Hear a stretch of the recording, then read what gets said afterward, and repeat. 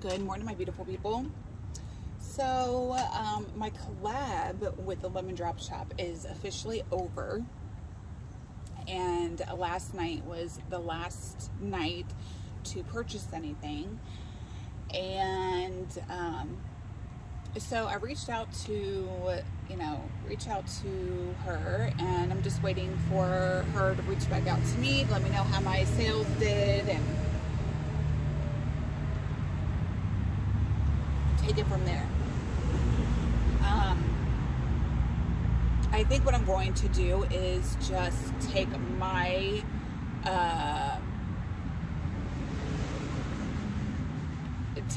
money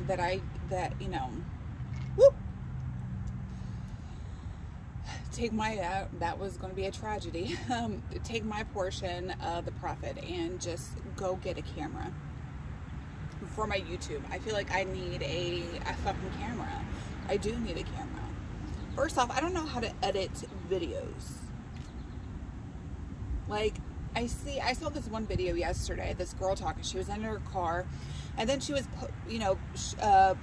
showing, like, snippets of, like, screenshots and everything. How do you do that? How does that happen? I need to figure some shit out, because first off, I know I look a hot fucking mess, you guys. I know I don't have, like, a drop, for the background. I know that I don't have, like, perfect lighting. I know none of that. Listen, I'm just not that type of person to spend hundreds, if not thousands of dollars on props and everything to make myself look good, because I just don't have that to do. I probably should, to be quite honest. I probably fucking should. Maybe my videos and my views would do a lot fucking better. But, here we are.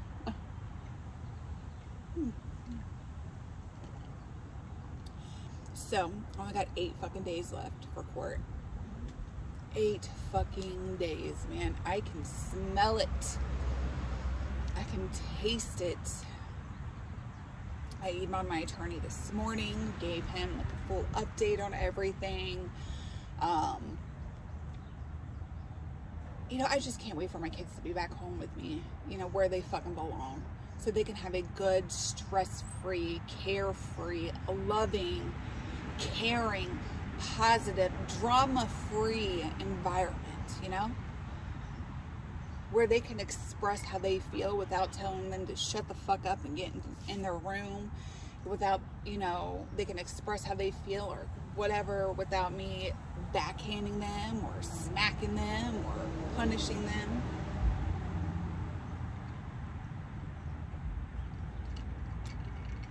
I just can't wait. I can't wait. I really can't. Anyway, so yesterday we went, my wife and I, first off, we got to get a new washer and dryer, okay? So in order to, like, build, her credit, now we're just focusing on my wife's credit, because my credit is totally fucked to hell and back, okay? I feel like there's no hope for my credit at all. At all. So anyway, but my name is on the lease here, so at least, like, my rental history will be good. Anyway, but my wife, like, everything is in her name, okay? And we've never, ever since 2018,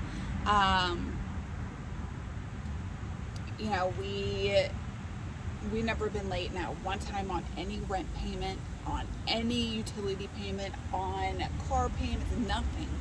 Literally, when I tell you that everything has been paid on time every single month, like, that's exactly what happens. Like, her credit should be perfect. I'm not too sure why the fuck her credit isn't fucking perfect.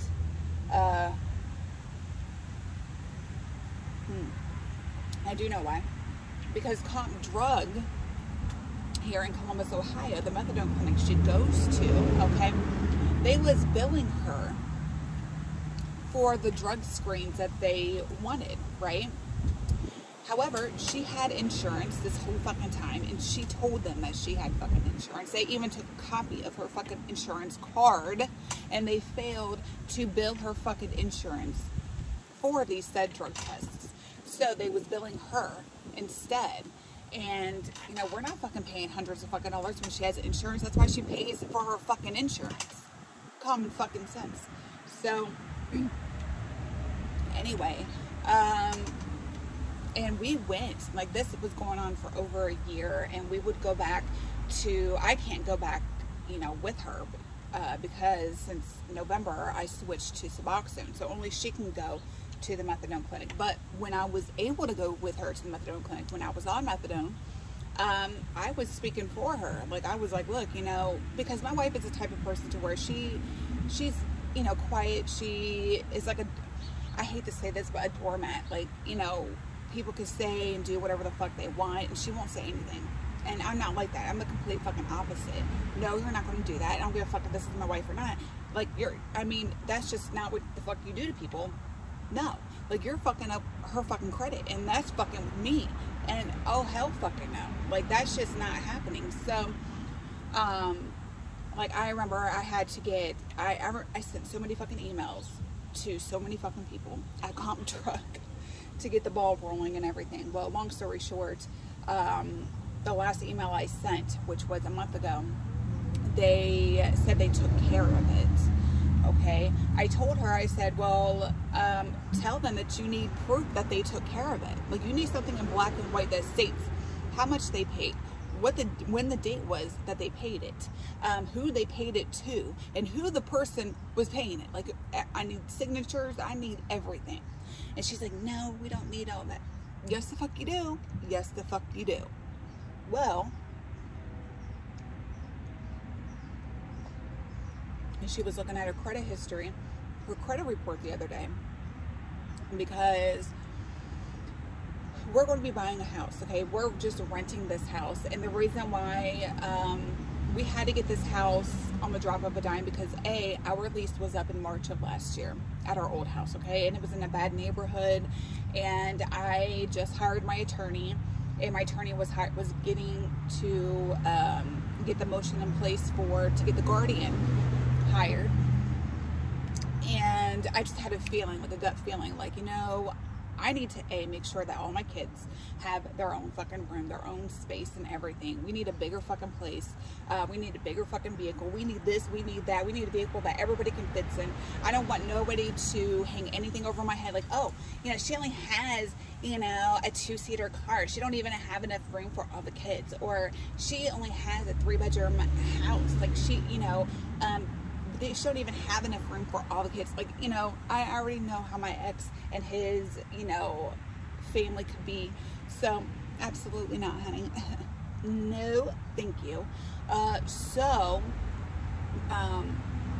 When our lease was right before our lease was up, we started looking, obviously. And this was the only suitable house that we were able to move into as soon as we, you know, got in here.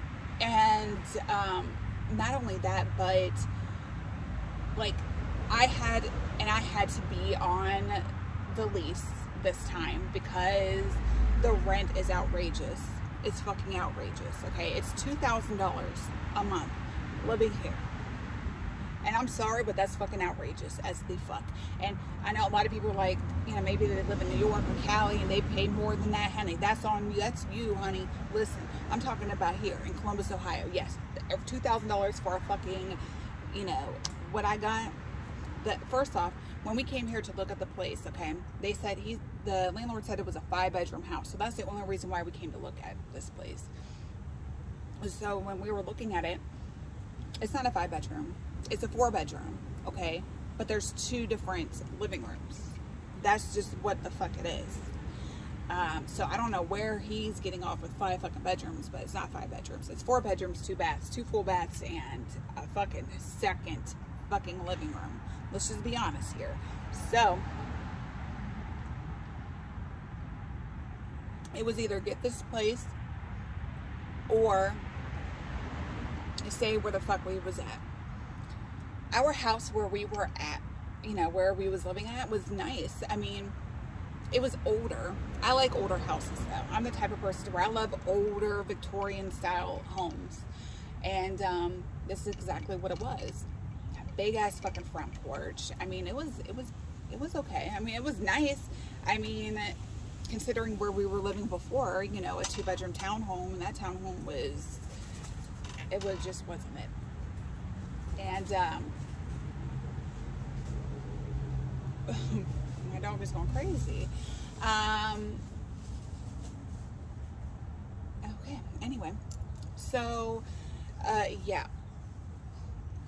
But, and then before the 2-bedroom townhome, we were in a 1-bedroom apartment. Before the 1-bedroom, we were in an efficiency, you know, apartment. So, we are working our way up. Let's just say that. We're not backpedaling. We're just moving forward. And so that's why we ended up just getting this place. Like, we had to, okay? It was either that or we had to do another year lease where we were at. And that place just wasn't suitable for my kids, okay? Plus the neighborhood. The neighborhood was bad. So that summer, last summer, a 12-year-old little boy got shot and killed right in front, literally in front of our house. I just don't got that shit to do. I don't got that. And it was a drive-by, by the way. Like, my kids could have been out there. Like, that's insane to me. I just, no. Absolutely not. So we had to do what we had to do, and you know, move in here. Which, this is a nice place. We live in Upper Arlington, for fuck's sakes. It's a nice fucking place in Columbus, okay? But like I said, $2,000 is just not where it's at for us, okay? I'm a cheap bitch, and $2,000 is a little bit too much above my fucking pay rate. So anyway,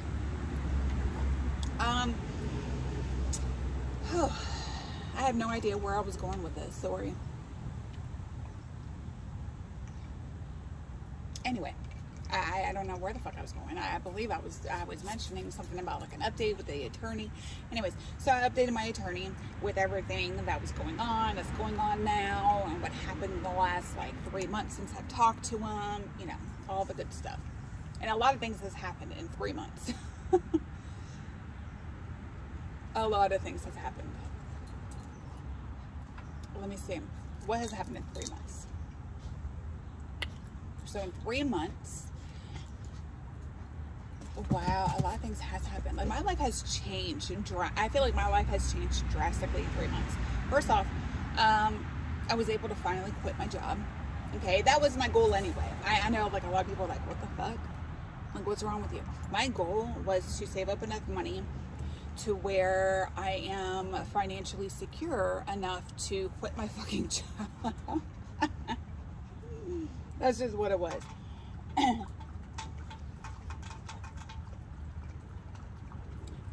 I want to be able to focus all my time and energy onto my, you know, on my kids for when they come home, because they are coming home here.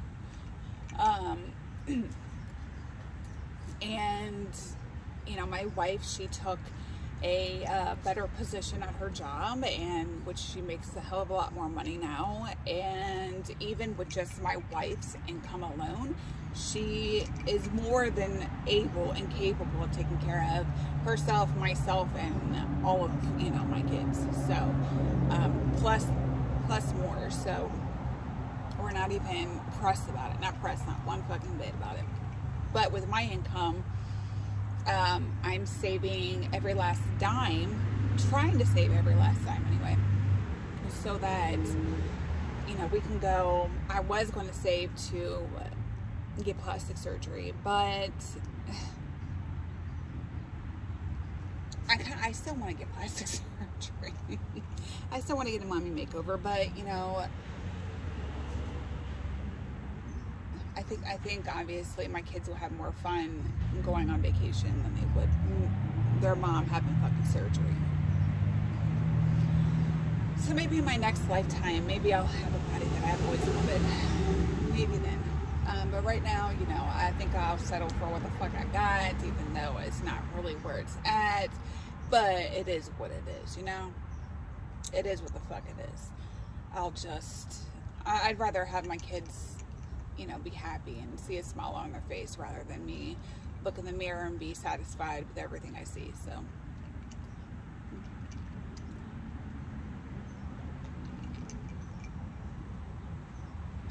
anyway, but yeah, 3 months of my life has fucking changed a lot. Let's see, I was able to quit my job. I've already said that. I'm writing my book. I'm almost finished with my book, by the way. And I hit over 1 million followers on TikTok. I know, like, a lot of people are like, oh, it's just followers, blah, blah, blah. But, you know, a lot of things come with, you know, getting that much attention, getting that much, you know, growth and support. First off, I was able to get a book deal. Like, that's, you know, that's something. Secondly, I have producers reaching out to me. This is the one thing that I cannot say, you know, talk about. But the only thing I can say is I've had producers reach out to me. That's all I can say. Okay, so when I tell you that here in the next year that my life, I won't be in this house. I know for a fact I won't be in this house within a year. Next year, we might be still here, but it's either one or the other. We're either going to buy a fucking big, nice, banging ass fucking house, or in the country, mind you, with fucking horses, goats, and fucking pigs, or we're going to be building our fucking house from the ground up. Absolutely. So, if we build from the house, you know, ground up, we'll obviously still be here. But anyway, and I've had like so many opportunities. Like I'm on, you know, I have done a lot of podcast interviews, a lot of news and magazine articles. I was able to do my own clothing line with my collab, you know, with my own collection with a boutique, you know, store. I've always wanted to do that. I've always wanted to do something with boutique, you know, boutique style, because that's my style. Well, you guys know me. So it's exciting. It's really fucking exciting, you know. A lot of people have asked me, like, well, how does your kids feel about, you know, your past? Let me just say this, okay? I can't speak about my 3 babies because they don't know. I don't know if they know. You know, their dad tells them a lot of shit that he shouldn't be telling them. Because, A, for one, you shouldn't be talking bad or negatively about the other parent in front of the kids or to the kids at all. Period, point blank. There's no fucking excuses whatsoever.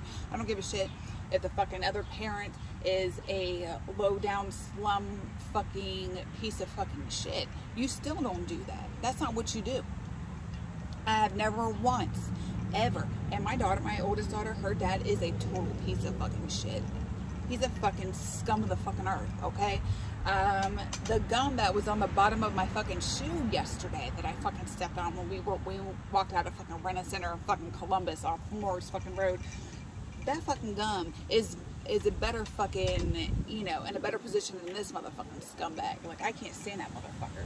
But my daughter will never, ever once, ever hear me talk about him negatively or anything. Like, I don't even talk about him. I don't bring him up whatsoever. But if she does bring him up, you know, if she says anything, like, I remember the other day, or for Father's Day, and she was like, well, we celebrated, you know, Mother's Day with me, you know, me and Brittany, you know, my wife. My daughter and I, we had Brittany pick a day, like, do you want to celebrate either Mother's Day or Father's Day? Like, which one? Because she is, you know, technically a father, a father figure for my daughter. And she's going to be a father figure and definitely going to be very much a part of my 3 babies' lives as well. So we just asked her, like, you know, do you want Father's Day or Mother's Day? And she wanted Mother's Day, so we get to share Mother's Day together, which is, it's cool. So Father's Day comes around and my daughter says, you know, I really want to go to Mikos's grave because I consider him, you know, I still consider him like my dad. It's so sad. it's so fucking sad that my ex-husband, I was married to him for 5 fucking years, okay? I was with Mikos for a year, and now during that year, it was on and off, and it was a horrible fucking year, the worst year of my fucking life, okay? But she considers Mikos a father figure more so than anybody else, even her real fucking father, her biological piece of shit father, and, you know, my ex-husband. Like, and my daughter was very vocal when the guardian came here to do a house visit. My daughter was very vocal and expressed how the hell she felt about my ex-husband, how much of a shitty parent he is, and how, you know, everything that he was to her. Like, he was very verbally abusive, and he was just a fucking dick.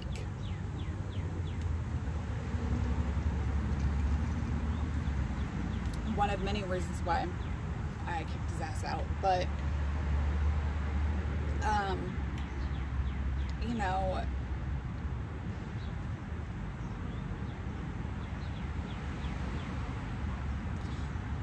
I would love to have a good relationship with my ex. I really would. And what that relationship would entail is obviously co-parenting, nothing more, obviously. Not even a friendship or anything, just a co-parenting relationship. Whatever that consists of. I feel like that consists of, you know, having respect for one another, not talking shit about each other. And that includes me too. You know, maybe me not doing any videos that has anything to do with him. I will not say that I won't do any videos that has to do with my kids, because they're my fucking kids.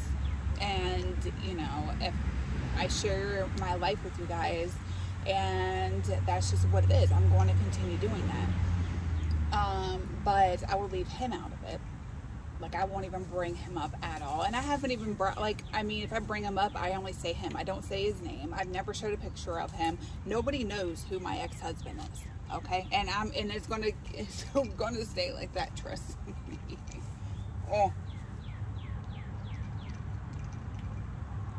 But just like the last time I saw my kids in January of 2020, okay, before the alienation started and before the supervised stupid fuck ass visitation came about, I was seeing my kids whenever I wanted, for the most part. Excuse me. So in January of 2020, you know, he kept them from me for, you know, Christmas, New Year's, all that shit, okay? So when I saw them in January, I got all of them, you know, their Christmas gifts. I ended up getting my other boy, it was his birthday. So I celebrated, like, his birthday party and everything for him. His dad, you know, my ex-husband didn't even throw him a birthday party. Nothing like that. Nothing. He never does. So anyway, I invited him, even though he was being a total fucking dickwad to me. I still invited him and his then girlfriend over to my house for our son's birthday, so that for dinner and for cake and ice cream and everything, because I told him, that's exactly what I told him, because I feel like it's important for them to see that we're getting along. And it is important.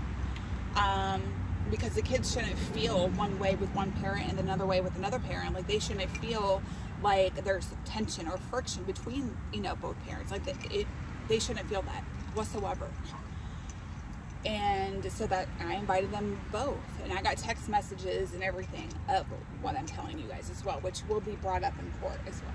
Anyway, so that was the last time I seen my kids. Okay, I had told him that I was filing for full custody because I had heard, then heard a lot of shit that was happening in the home, not only from other people, but from my own kids. So, you know, I went ahead and told him, and right when I told him, alienation started.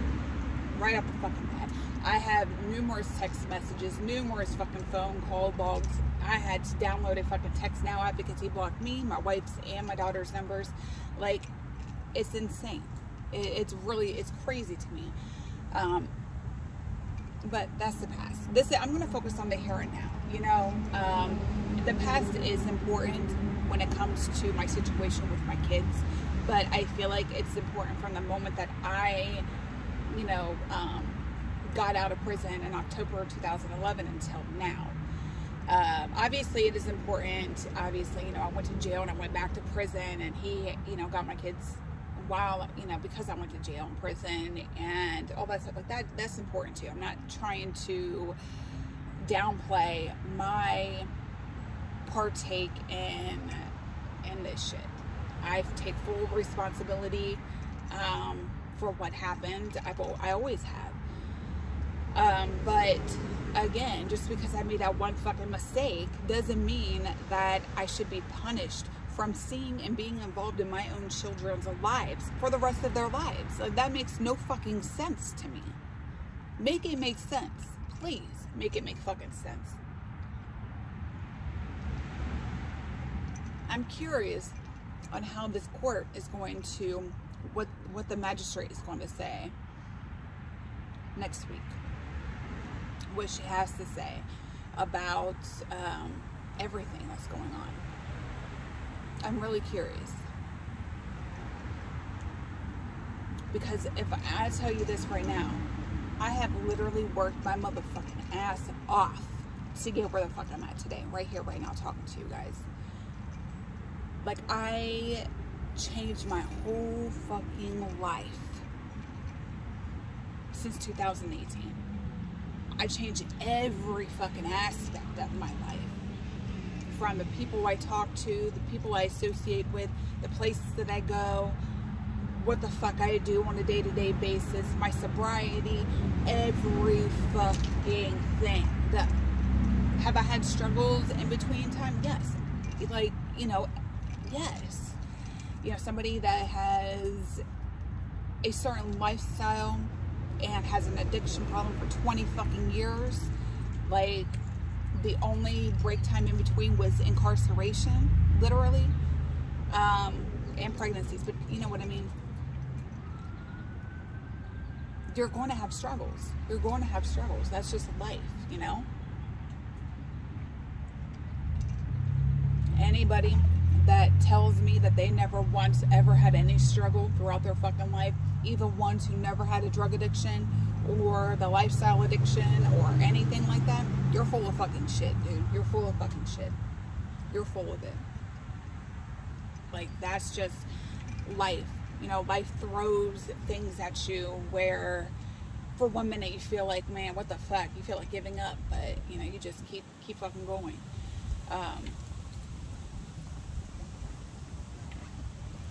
Excuse me, sir. But, you know, people ask me all the time if I would change anything.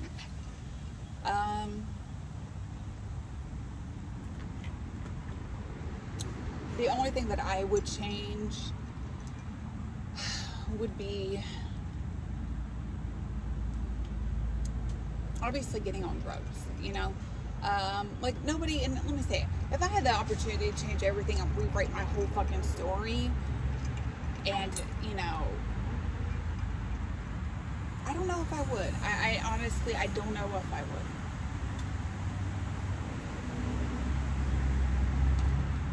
I know before I said that I would change having my ex get my kids and everything, but honestly, I don't think that I would. Because of that happening, it's made me a better mother today. Like, I'm a damn good fucking mom. I still, you know, I may get stressed out or, you know, get annoyed or whatever, but that's just me. Fuck, that's just me. But I'm a damn good fucking mom today. I'm very much so involved in, you know, I can only speak for my daughter, you know, because my 3 babies aren't here with me 24/7, but they will be. But, and I know it's going to be a big fucking change from going from 1 teenager, okay, to 3 little kids.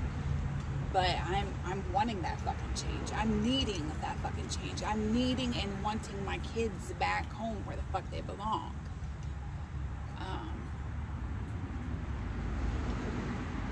And they will be. They will be. They will be here soon. Okay, so I talked for 30 minutes about basically just rambling. Oh, for nothing. I'm trying to think of like a quick story time.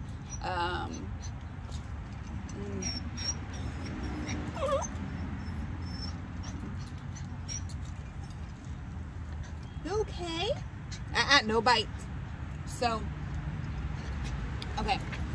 My first ever client that he picked me up. It was the first time of me street walking, okay? Like, obviously, like, I have experience with, you know, meeting guys offline and all that stuff. Like, I had experience in prostitution at this point, many years. However, street walking is a totally different thing, okay? So I had a friend of mine tell me you have to walk up and down the street, and when you see a car, that if you see a car, you know, going one way and then they come back the other way, it's the same fucking car, okay, and they pull over, you know, in front of you into the alleyway, that's them pulling over. So you just go up to the car and ask them what's up, you know, whoop-de-whoop. Okay, so there was this one car. I was walking up and down the street, and I didn't even notice that this fucking car was, like, I seen the car a few times driving up and down, but I just thought, like, okay, maybe this motherfucker's lost. I don't know, because I didn't think that I saw him go into a fucking alleyway. I didn't know. Apparently he did. So, he pulls over, okay, and he says, he's like, oh, you must be a new face around here. I said, why the fuck would you say that? And he said, well, you must be new because, first off, I've been trying to get your attention for like 45 minutes. He's like, are you an undercover or something? I'm like, undercover? Are you fucking kidding me? No. The fuck? So, we negotiate on the price. I get into his car, and he had like an old Cadillac, old big ass Cadillac. We go to the corner store, and he has me go in to get a special brown paper bag. For those of you that don't know what that is, in the hood, okay, not all corner stores, but some corner stores, they had the brown paper bag special, which entails literally utensils for crack smoking. I'm not joking when I say that. I'm dead fucking serious. So I went in there, asked for the brown paper bag, paid him whatever, and I, you know, left. So he drives probably about like 15 or 20 minutes. One of my neighbors. So 15 or 20 minutes away. And, you know, now that I'm thinking about it, remember like that story I told you guys when I was in the halfway house of me being kidnapped? Okay, if you guys don't know, it's a few videos back. Anyway, and now that I'm thinking about it, I think that's the same place that this guy took me to when I was kidnapped, when I was in the halfway house years ago. This guy, he drove out to the middle of nowhere. There was nothing around other than storage, you know, storages. And that's exactly where this guy took me to. That's crazy. Anyway, I bet you it's the same place because it's around the west side of Columbus. So anyway, he takes me to this place, okay, nothing around other than storage facilities, and he starts, you know, smoking his shit. He asked me if I wanted to hit. No, honey, no, thank you, sir. Let's just get this shit on and over with so I can get the fuck up out of here, okay? And after he takes a few hits, he gets paranoid as the fuck. He starts looking around. I could tell it in his face that this dude is about to go crazy. I just had that feeling. And he did. So he started looking around. He looks at me and he was like, you're an undercover, aren't you? He kept saying that. He was like, oh my God. He starts crying, literally. Please don't arrest me, ma'am. Please don't arrest me. I'm so sorry. I've never done this before and I never will do this again. I'm so fucking sorry. Please don't arrest me. Like, this is a big, he was like probably 6'6", okay? And a big boy, a black man, fucking crying like a little bitch.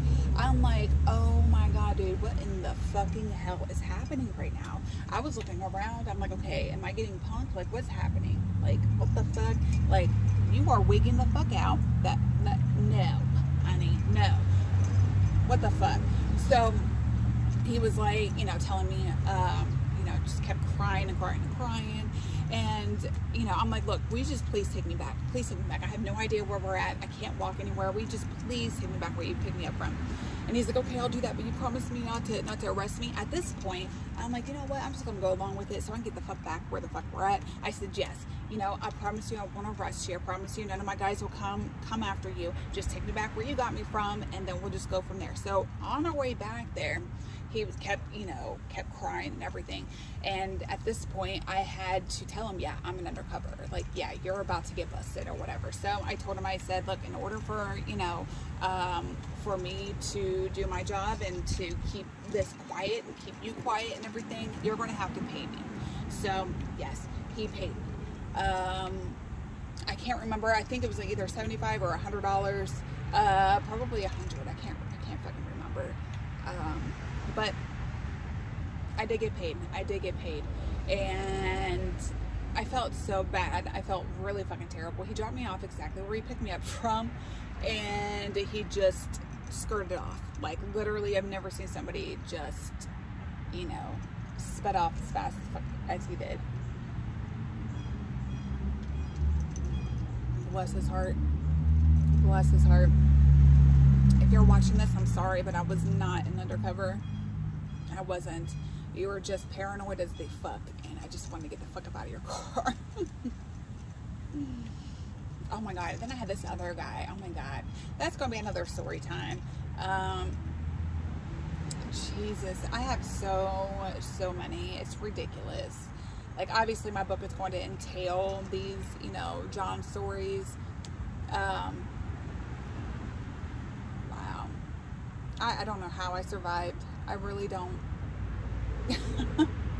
Fuck. You know. And you know what? I don't give a shit. I know a lot of people talk about my age. Oh, you look so much older than 35. I don't give a flying fuck. You know the shit that I had to fucking live through? The shit that I survived, I should be looking like I'm about 60. For real. My hair should be plain motherfucking white. Fucking ghost motherfucking Snow White by now. And I should be having wrinkles and crevices to hell and back.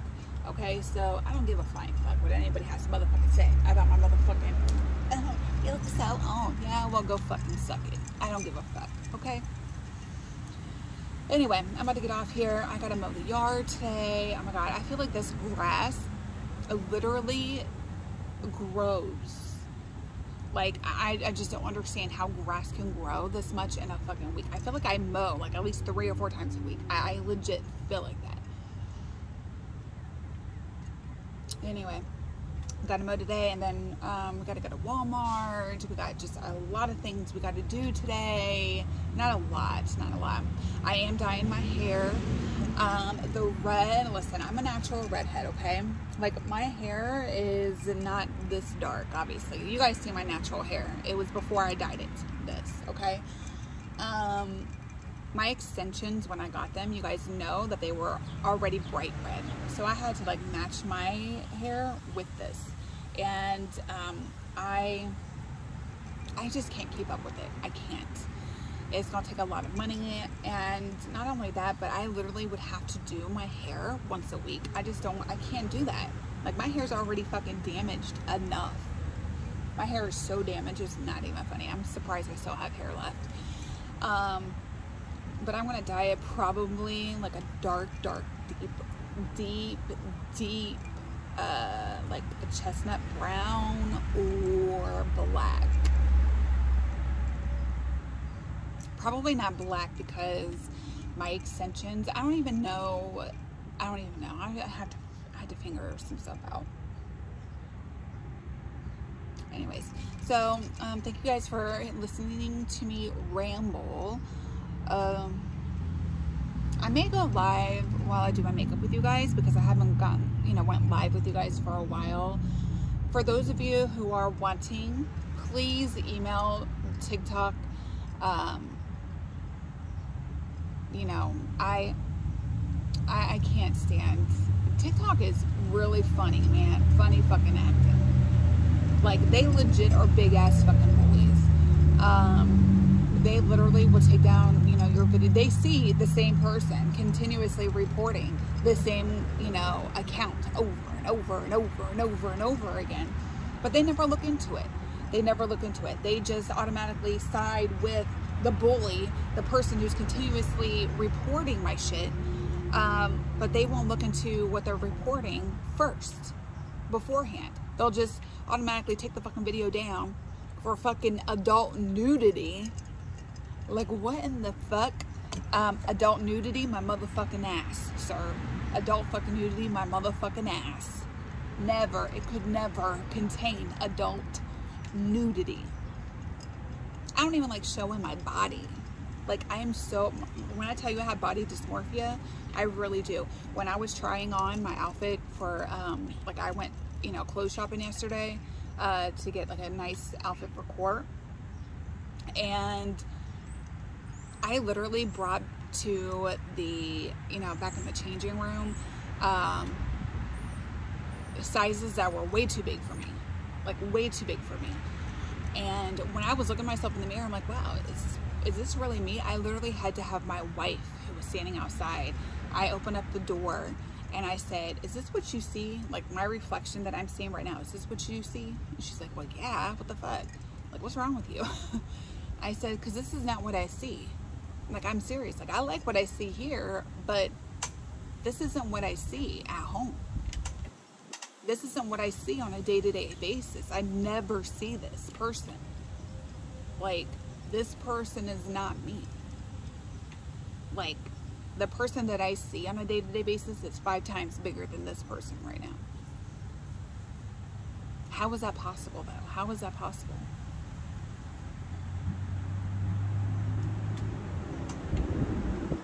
Anyway, and I know a lot of people have asked me, how do you get over, you know, like your PTSD and all your traumas and everything? How do you do that? How do you do that? Well, you know, it takes time. First off, I was in intense therapy for over 2 years, okay? Over 2 years. Intense therapy just entails, you know, going to therapy, counseling sessions weekly, okay? First it was weekly for over a year, and then it went down to every other week, to every 3 weeks, to now monthly sessions. And, you know, it'll continue with monthly sessions for as long as I feel fit. You know, I'm in control. This is what I like about how I do my shit. I'm in control of my shit. Nobody's going to tell me what the fuck I need to do other than me, myself, and I. No court, no probation officer, no parole officer, no judge, no motherfucking nobody. Okay? Nobody. And ever since I have been able to be in control, fully in control with my life, and on what the fuck I want to do in my sobriety, like, it has been the best experience. What I mean by that is, when a probation or parole or somebody else, a judge, tells me, oh, you gotta do this, you gotta do that, yada yada. Okay, well, why do you think that's suitable for me? Because you feel that that's suitable for me? Because why? It worked for somebody else, so you just automatically assume this is going to work for me? No, honey, no. I know what's going to work for me, because it's my fucking life. I know what the fuck I need. Thank you very fucking much. So, I can't wait to court. I say that all the time, I can't wait. Anyways, I'm gonna get off here, guys. I may go live, I don't know. But if I do, then you'll catch me there.